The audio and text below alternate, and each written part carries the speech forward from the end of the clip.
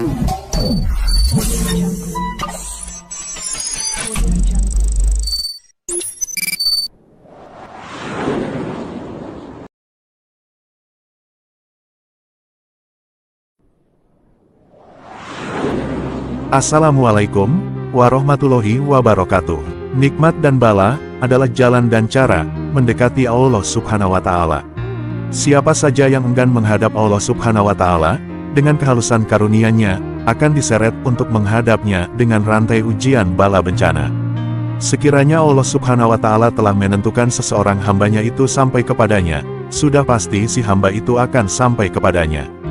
Hamba tadi akan dibawa menghadap Allah Subhanahu wa Ta'ala melalui dua cara. Pertama adalah secara lemah lembut.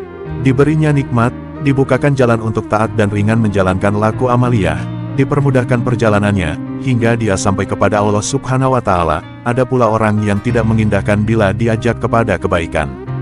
Cara kedua sesuai untuknya. Cara kedua adalah cara paksaan. Allah Subhanahu wa Ta'ala memutuskan apa saja yang mengikat hambanya tadi. Si hamba itu telah menjadi enggan berjalan menuju kepada Allah Subhanahu wa Ta'ala, karena dia diikat oleh berbagai-bagai perkara seperti harta, kekuasaan, perniagaan, dan sebagainya. Selagi perkara-perkara itu mengikatnya, selagi itu pula, dia tidak dapat berjalan kepada Allah Subhanahu wa Ta'ala. Allah Subhanahu wa Ta'ala yang mengasihani hamba tadi, memutuskan semua ikatan tersebut dengan cara mendatangkan ujian bala kepadanya. Ujian bala memisahkan si hamba dari apa jua yang menjadi penghalang antara dia dengan Allah Subhanahu wa Ta'ala. Kemudian ujian bala membentuk hati agar dia berputus asa dari apa yang telah terpisah darinya. Bila dia tidak berhajat lagi kepada makhluk, barulah dia dibawa menghadap Allah Subhanahu wa Ta'ala. Dia sudah bisa berjalan menuju Allah Subhanahu wa Ta'ala karena beban berat di atas bahunya sudah terbuang. Kakinya terasa ringan untuk melangkah, pikirannya tenang dan jiwanya tenteram. Hatinya dapat bermunajat kepada Allah Subhanahu wa Ta'ala dengan khusyuk, karena tidak ada lagi gangguan duniawi. Begitulah dua jalan yang disediakan oleh Allah Subhanahu wa Ta'ala untuk membawa hamba-hambanya kepadanya. Allah Subhanahu wa Ta'ala berfirman, "Dan kepada Allah jualah sekalian makhluk yang ada di langit dan di bumi tunduk menurut, sama dengan sukarela atau dengan terpaksa, dan demikian juga bayang-bayang mereka pada waktu pagi dan petang." Ayat 15, Surah Ar-Ra'd. Walau jalan manapun yang ditempuh oleh seseorang hamba itu, Allah Subhanahu wa Ta'ala menantinya dengan keampunan, rahmat dan kasih sayangnya. Si hamba dibawa dekat dengannya, dan dianugerahi berbagai-bagai nikmat yang menggembirakan, sehingga mereka tidak merasa rugi lantaran berpisah dari kesenangan duniawi. Ujian menjadi batu pengasah untuk menggilap iman seseorang. Ada orang diuji dengan rezeki. Ditaburkan rezeki kepadanya atau disempitkan. Keluasan rezeki membentuk kesyukuran dan kesempitan membentuk kesabaran. Jiwa yang dihiasi oleh kesyukuran dan kesabaran, akan menimbulkan rasa penyerahan dan pergantungan yang kuat kepada Allah Subhanahu wa Ta'ala. Keluasan rezeki membuatnya mengenali Allah Subhanahu wa Ta'ala yang maha baik, maha pemurah. Kesempitan rezeki membuatnya mengenali Allah Subhanahu wa Ta'ala yang maha keras, maha perkasa.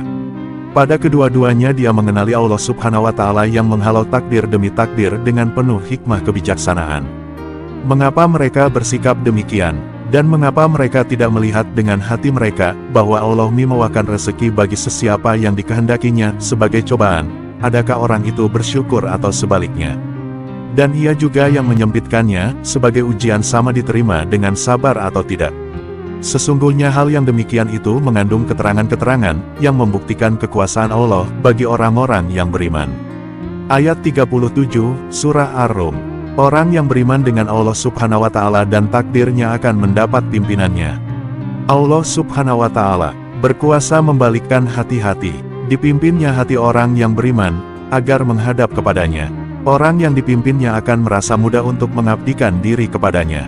Kehalusan pimpinannya itu membuat hamba mengenali kekuasaannya pada membalikkan hati yang keras menjadi lembut, dan yang malas beribadat menjadi rajin. Tidak ada kesusahan atau bala bencana yang menimpa seseorang melainkan dengan izin Allah, dan sesiapa yang beriman kepada Allah, Allah akan memimpin hatinya untuk menerima apa yang telah berlaku itu dengan tenang dan sabar, dan ingatlah Allah Maha mengetahui akan tiap-tiap sesuatu. Ayat 11, Surah At-Tagabun. Orang-orang yang beriman akan selalu diuji, karena ujian itu membawa berbagai macam ganjaran nikmat dan karunia dari Allah Subhanahu wa Ta'ala. Kekuatan amal ibadah tidak berdaya mengangkat derajat seseorang hamba, lalu Allah Subhanahu wa Ta'ala hantarkan ujian, dan melalui ujian itulah hambanya disucikan dan diangkat derajatnya. Dalam melakukan yang demikian, Allah Subhanahu wa Ta'ala kenakan ujian kepada hambanya, melalui perkara-perkara yang dekat dengan hamba itu, seperti harta dan keluarga. Sesungguhnya harta bendamu dan anak-anakmu itu, hanyalah menjadi ujian, dan di sisi Allah jualah pahala yang besar. Ayat 15, Surah At-Tagabun. Ujian menjadi pengasing, mengasingkan hati yang beriman dengan hati yang kufur. Dalam medan ujian itu, banyak manusia disesatkan oleh iblis, karena hati mereka diselimuti oleh keraguan. Orang yang beriman dapat bertahan menghadapi gelombang ujian itu, malah ujian menambahkan kekuatan iman. Keupayaan mengekalkan iman di dalam mengharungi lautan ujian, membuat hamba menginsafi bahwa sebenarnya Allah jua yang memelihara imannya itu, bukan kekuatan dirinya. Dan sesungguhnya iblis telah dapati sangkaannya tepat terhadap mereka, yaitu mereka menurutnya. Kecuali sebagian dari orang-orang yang beriman, yang tidak terpedaya dengan hasutannya. Dan sememangnya tiadalah bagi iblis sembarang kuasa untuk menyesatkan mereka, melainkan untuk menjadi ujian bagi melahirkan pengetahuan kami tentang siapakah yang benar-benar beriman kepada hari akhirat, dan siapa pula yang ragu-ragu terhadapnya. Dan ingatlah, Tuhanmu selalu mengawal serta mengawasi tiap-tiap suatu. Ayat 20 dan 21, Surah Saba. Hamba yang dipelihara oleh Allah Subhanahu wa Ta'ala itulah yang akan menemui kejayaan di dunia dan di akhirat. Semoga faham.